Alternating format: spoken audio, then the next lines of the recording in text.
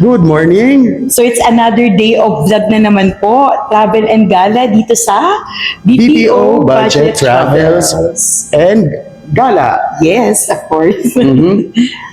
And this time, we are going to sunny La Union. Ayan, so it's 3:30 in the morning on a beautiful Thursday morning. And commute trip na naman kami. So we're all Adventure. packed. Yes, we're all packed and we're now going to the bus station. Yep. Ayan, so we'll tell you more the details about the bus station and samahan nyo kami of course. Of course. Sama kayo. Let's go! Let's go! Hi, love. So mga kalakwatsa, nandito na nga kami sa bus station and of course, pag pupunta kayo ng La Union, ang kunan yung bus is Partas. Yan, the best. Shout out kay Ading at saka kay Manong Ronald. If you know, you know. Ayun, kain muna kami ng breakfast. Ang pamasahe nga pala dito is 778 and advance booking kami through Klook. So it's a first class, hindi pala, VIP bus na, yung may CR. Meron siyang convenience fee na around 135 pesos. So it cost around 1,538 for the 2 tickets. Pero it's much recommended nga na you book it online. Kasi naman mangyari pa yung love nangyari sa atin sa Baguio, no? Naubusan kami ng tickets. Ayun. Yan. So breakfast na kami. We're about 45 minutes early. Pagdating ng 5:30 is larga na. See you in La Union. Kain.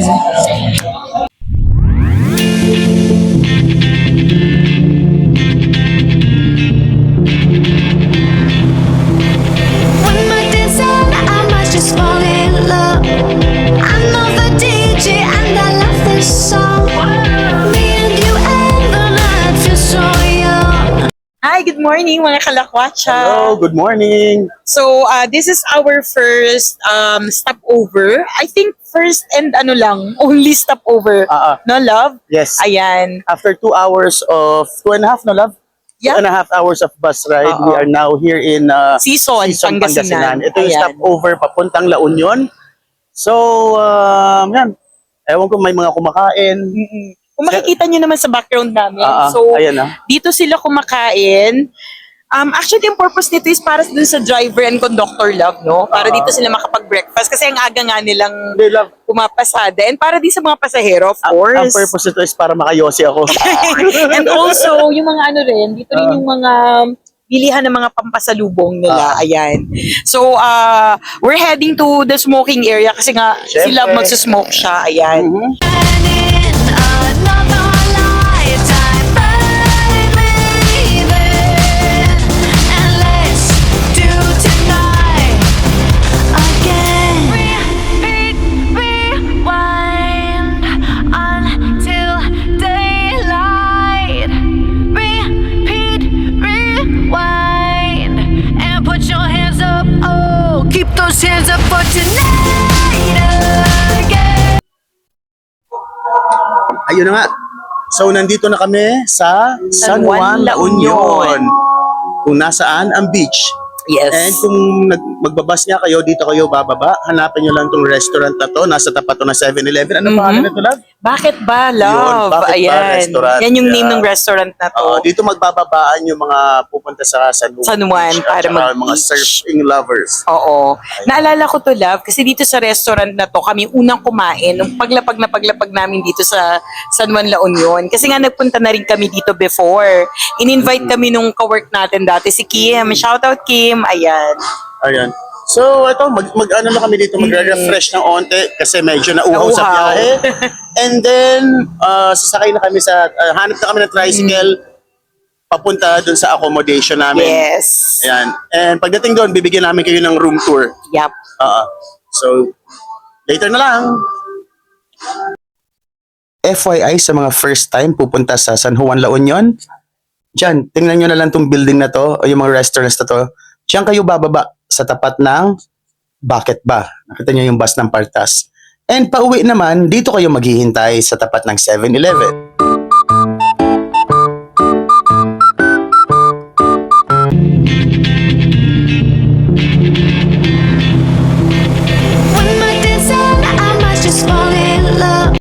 So eto yung room na nakuha namin dito sa Costa Villa Resort.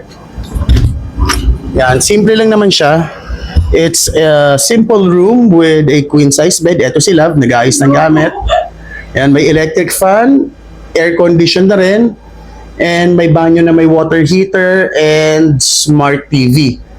So for 3,600 or almost 3,600 all-in na sa Agoda, you cannot complain, 'di ba? Kung hindi ka naman maselan at hinahanap mo lang naman is air condition na kwarto na pag-iiwanan ng gamit kasi gagala kayo buong araw, pwede na 'to. Yan, dito kami nagstay. Eto nga pala mga kalakwatsa, yung labas ng hotel namin, which is Costa Villa Inn. Yep. Ayun. And for our itinerary, since it's already past 1 in the afternoon, pagod sa biyahe, and gutom, our first itinerary, Love, is Kain muna. yes, kain muna. Kain muna kami ng lunch. Yup. And which better place to be at? Siyempre, Kapsat. Yun. O yan, matunog yung Kapsat. Isa sa mga sikat na Oo, dito restaurants sa La dito sa La Union. Union. Oo. Ayan. And so maniwala kayo sa hindi, even on a weekdays, Pinipilahan siya. As in talaga ang daming tao. Nakakatuwa. padaanin muna natin yung tricycle. Pinaagawan tayo ng mic. Ayun nga. So, sikat nga talaga yung Kabsat. Kasi alam nyo ba, kahit weekdays, Yan, may pila. pinipilahan siya. So, masarap talaga. At saka, malapit lang dito sa ano natin. Katabi lang siya ng Accommodation. hotel namin. Ayan. Ayan. So let's check the menu. Pakita namin kung kailangan natin picturean to show you the menu and the prices. And of course, i-check, we'll let you know how the food tastes. Yes. Pero alam namin masarap yan. Oo, for hindi sure. yan pipilahan kung hindi yan masarap. diba? So let's go. Ayan. Kain muna. Kain.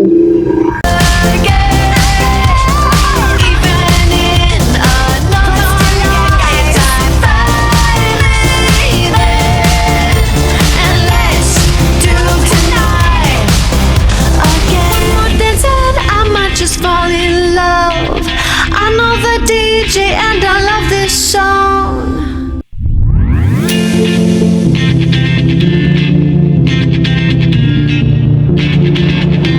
When my dance on, I might just fall in love. I know the DJ and I love this song.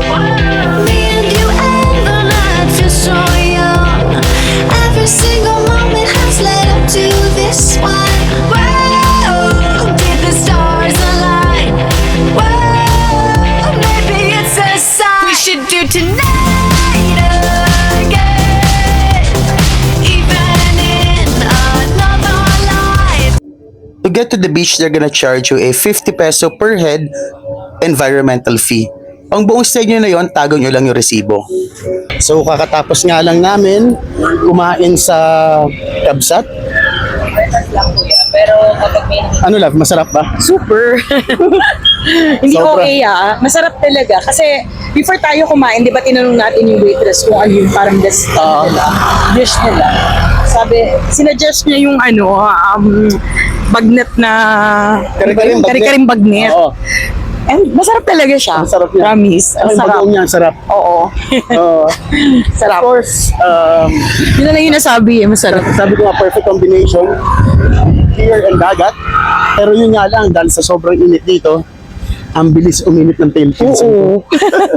So babalik na muna kami sa hotel, magpapahinga dahil takot pa kami mag-beach kasi sobrang Init. Grabe. Ayan, Mamayang hapon na lang tayo mag-love, no? mamayang hapon lang.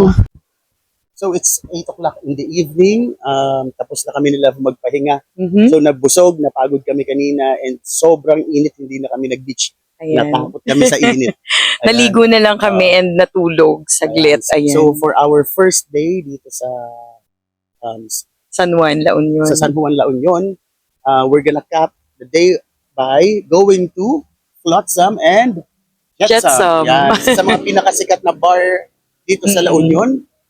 Syempre, since galawang tito and tita na kami, pupunta kami dito ng weekdays.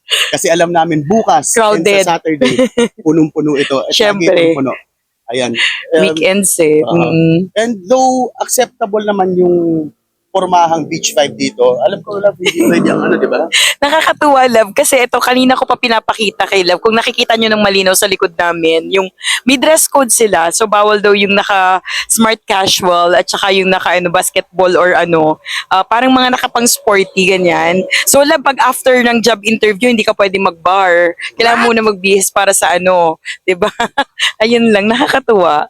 Pero yung mga house rules nila, love, hindi naman din ganun, kumbaga kakaiba sa normal na Yeah, actually, na bar. pag chinek nyo maigi yung house rules nila, Oo. smart casual is allowed, beach vibe attire is allowed, pero wag naman to the point na sando and jersey, mga ganun. Kaya nga Pero hindi Pero sali ka sa liga. Mga pumapasok na nakasando.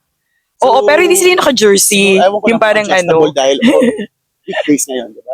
tingnan natin kung bakit gano'n. Tingnan natin. Siguro, kasi ang ganda sa sa loob, parang dapat, kung ano yung suot mo, matching sa kung ano yung parang presentation dun sa sa likod. Ayan. So kami muna ay magsasaya at of course iinom para antukin. Yes, ako gusto ko sumayaw, love. And sigurado bukas is gonna be a busy day. Mm-mm. Bukas na lang siguro tayo magkikita. We'll get a video of how the inside looks para makita nyo. And sa mga hindi pa nakakapag-subscribe, please like, share, and subscribe. Tara, pasukin na natin ng Flotsam Jetsam. Dito nga pala sa kanan, meron din silang photo booth. 200 ang charge dyan. Beachfront din nga pala ito. Siyempre, sarado ang beach dahil gabi na. Tara, let's enjoy good music. Ang beer nga pala dito, yung Pale Pilsen nasa 150. Pwede nyo rin itry ang pizza nila. Price ranges at 700 to 900. At yung flavored beer nasa 155. Fall in love. I know the DJ and I love this song. Me and you and the night feel so young. Every single moment has led up to this one. Whoa, did the stars align? Whoa, maybe it's a sign. We should do tonight again. Even in another lifetime, find me there. And let's Good morning mga kalakwatsa. Morning. And it is our second day sa aming San Juan, La Union. Actually, La Union Yes. vacation. And eto, it's already 8 o'clock in the morning at nakita niyo naman si kaibigang araw, ngiting-ngiti. True. Kung hindi tayo naka-sunblock, Good luck. Tostado. Tostado na. Ayun. So, ang itinerary namin for today is hindi muna tayo magbe-beach. Mm-mm. So, ang narinig ko is there is more to La Union Of Love course. than just Urbistondo Beach. Oo. So, yun ang pupuntahan natin. Land tour tayo. We'll check out the, ano pangalan ng falls, ma'am? Yung falls is Tadangan Falls. Tandangan or Tadangan Falls. Yeah. Yun pupuntahan natin. And then, we'll also go to Imuki. Imuki Island. Oo. So, yung friend namin or yung nag-asikaso sa amin sa hotel already made arrangements. Mm-mm. We're just gonna post kung magkano yung ginastos namin sa baba para ma-inform kayo. Yep. And Para may idea naman kayo. Ano siya, magkaibang direction sa love na. Oo. I think dun pa lang sa falls, it will take us half the day. And pagdating dun sa Imuki Island, half the day. So, we're gonna be totally preoccupied. And pero maganda naman yung mga pupuntahan natin lugar. At Kaya nga nakikita naman nakaka-excite. natin. Ayun. Saan ka pinaka-excited doon, love? Sa lahat, love. Ako talaga doon sa falls. Basta mga bagay na hindi ko pa napupuntahan before. Oo. Excited ako dyan. Adventure. At saka, ano na naman tayo, tricycle ride. Oo. O yung mga tricycle pa naman. Gusto dito natin forward. yan yung mga ganyang enjoyment Kumbaga, let's get lost in La Union. Pero before you guys continue watching, please do not forget to like, share, and subscribe. Isang pindot lang yan because it will help Please. or it will really help boost the channel. So tara na, hinihintay na kami Let's go, guys. Tara na.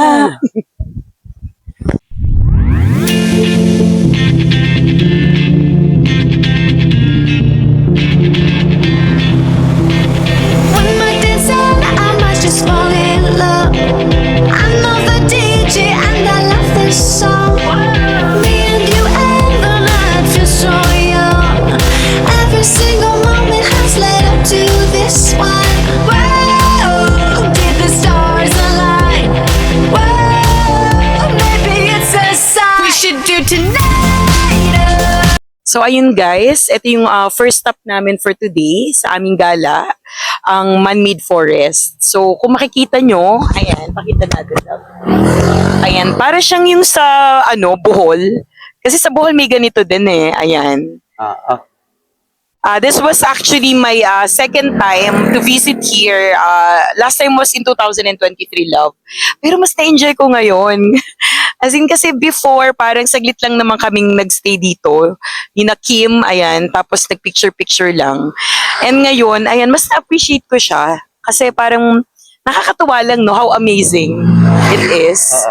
Ayan. Maganda dito, love. Kumbaga, it reminds us of yung travel natin last year sa Bohol, di ba? Oo. May ganito, pero yung sa Bohol, hindi natin natigilan. Dinaanan lang natin. Yes, siya. ayun Kasi, nga. hindi nga namin napansin na. Nandun na pala Yun na kami. pala yun. Yun na pala yun.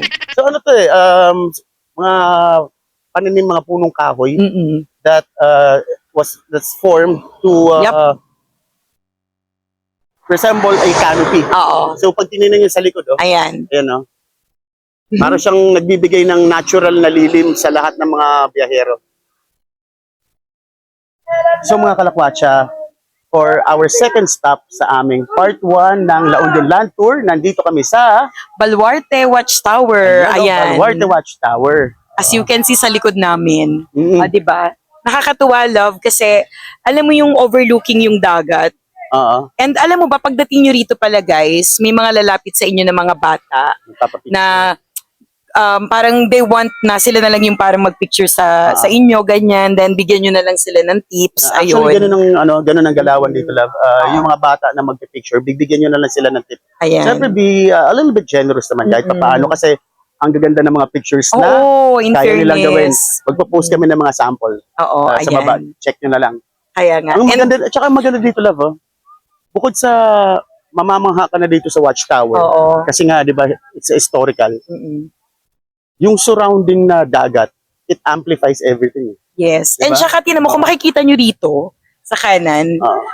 ayan may mga pasalubong area na pwede kayong mamili ng gusto nyo ipasalubong, mga ref magnet, tapos mga necklace, ganyan. And dito naman sa part na to is yung mga street food at saka mga juices, ayan, pag nagutom kayo. O, di ba? Nakakatuwa. So, ayan lang. Tara, ikot natin sila lang. Okay.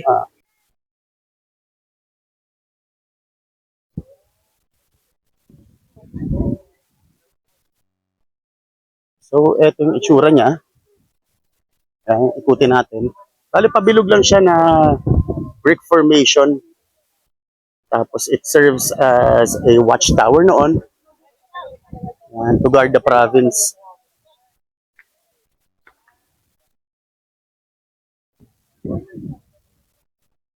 Pagkaganda-ganda nitong dagat.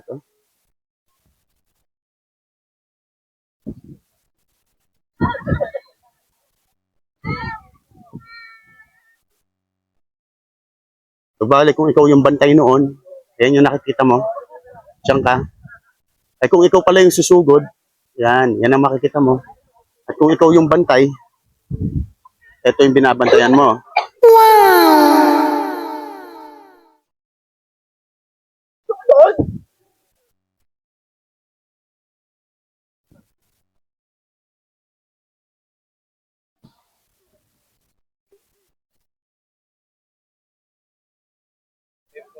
Tsura pa lang nito, alam mong matagal na.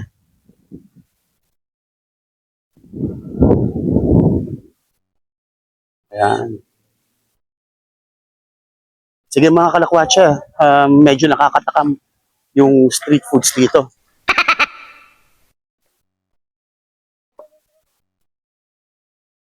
Hindi, silipin muna natin yung loob.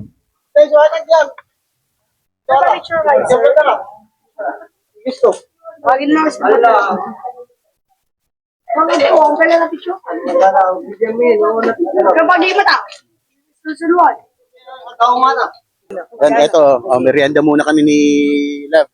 At saka ito nga pala si Mano yung naghatid sa amin, yung nag-aasikaso ng tour namin.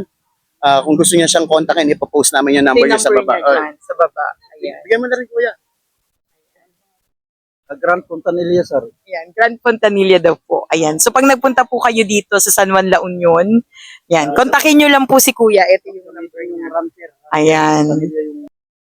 So mga kalakwatsa, ang ating third stop sa ating La Union Land Tour ay ang Dimaktakan Church or ang simbahan ng Santa Catalina de la Alejandria. Yan, nasa likod ko. Una natin, ikutan lang natin ito ng mabilis kasi weekdays naman at sarado ang simbahan. Pero itsura pa lang nito, makikita mo luma yung simbahan and it's historical. Una natin siya ng footage para makita nyo rin. Ito mga kalapatso, yung loob ng simbahan. Very majestic.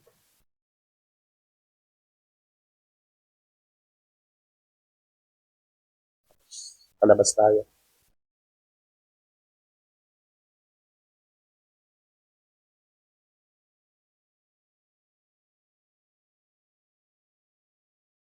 Yun yung pinaka-front niya, parang may arko na sasalubong sa mga mananampalataya.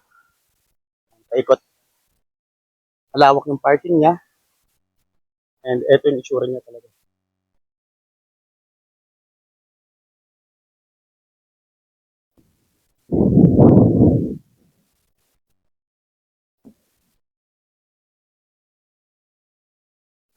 So mga kalakwatsa, tapos na kami sa man-made forest. Tapos na rin sa Baluarte Watchtower. Tapos na rin kami sa church and our fourth and fifth stop. Ito nga bahay na bato And Pebble Beach. Ayan. Sige, So, Kuya. dalawa na sila Mm-mm. together.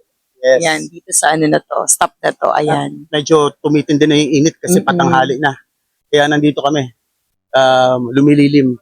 Pero ano lang, fight na ulit. Yes, let's go. Let's Pasyal natin go. sila. Oh, tara. Come on. Tara na.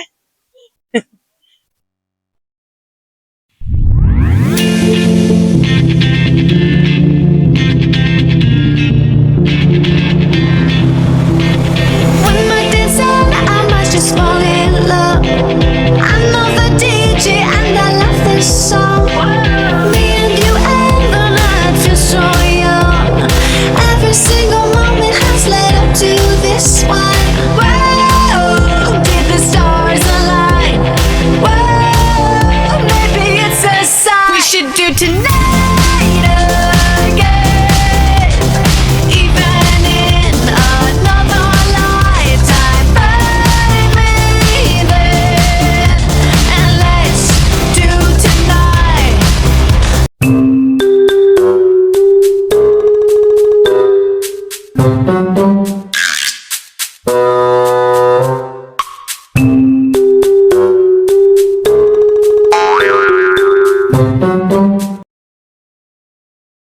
So dito tayo mag-start. Overlooking. May second floor kami nakita dito sa bahay na bato.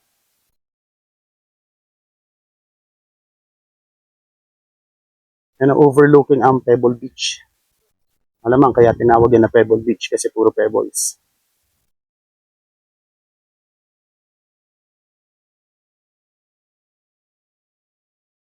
May yung ilalim. Tapos may maliit na pool.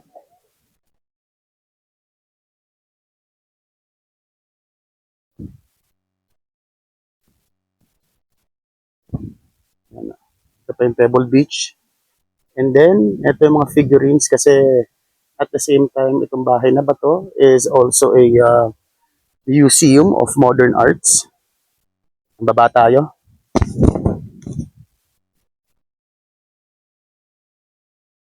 Ito sila ba?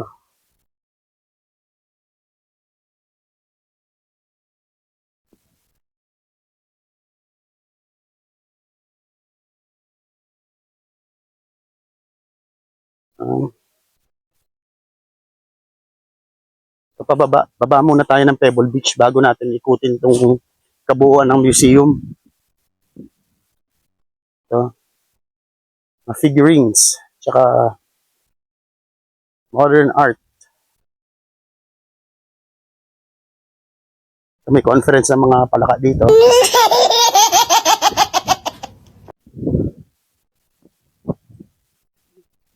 Kahit yung mga stone design nila dito, ang ganda oh.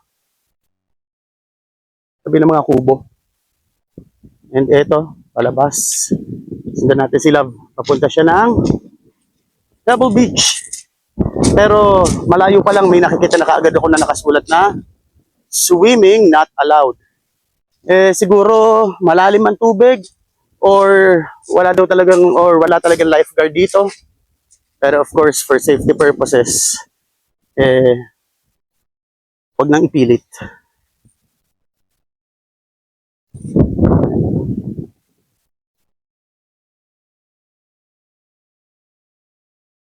Pebble Beach.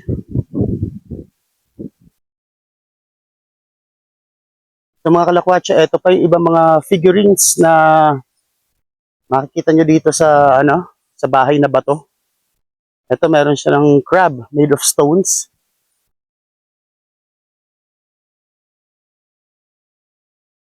Mga head made of stones. Ayan 50 pesos nga pala ang entrance dito. Kumbaga, package niyan. Kasama na yung Pebble Beach. So, hindi ko na siguro maipapakita lahat ng mga figurines na nandito. If trip nyo yung mga ganitong pasyal, bisitahin nyo na rin lang. At the same time, it will also help build and support tourism, di ba? So, it's a win-win. Ayan. Ikutin na lang muna namin ito ni Love. Ito siya, may pa-exercise pa. Yan, ikutin na lang namin muna ito ni Love. And then,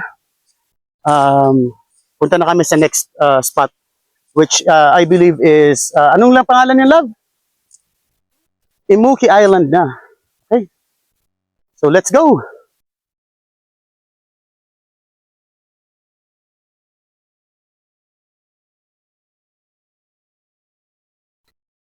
So ayan, bago kami pumunta sa Imuki Island, dumaan muna kami dito sa art gallery or sa museum, dito sa bahay na bato. Kung makikita nyo, maraming mga vintage tools and ayan nga, mga kagamitan ng unang panahon, I guess. Ito yung mga sombrero. Kung makikita nyo, may mga ayan nga, vintage tools as mga weapons na ginagamit nung unang panahon. Ayan. May banga. Tapos, naalala ko lang dito is yung mga kagamitan na nakita ko, yan sa kitchen tools. Yung mga kagamitan na nakita ko dun sa bahay ng lola ko, dun sa San Juan, Batangas. Ayan. Kasi nakita ko dito yung mga poso, tapos yung mga lumang plancha, yung iron lang, na lalagyan mo ng mainit na uling, tapos pwede mo nang ipagplancha. Ayan. Tapos may mga banga. Maganda dito. Worth it. Ayan. So kung pupunta kayo dito sa La Union, bisitahin nyo to if I were you guys. Itong bahay na bato. Ayan. So after this, next stop namin is Imuki Island. Ayan. So kita-kits na lang po tayo doon. Bye mga kalakwatsa!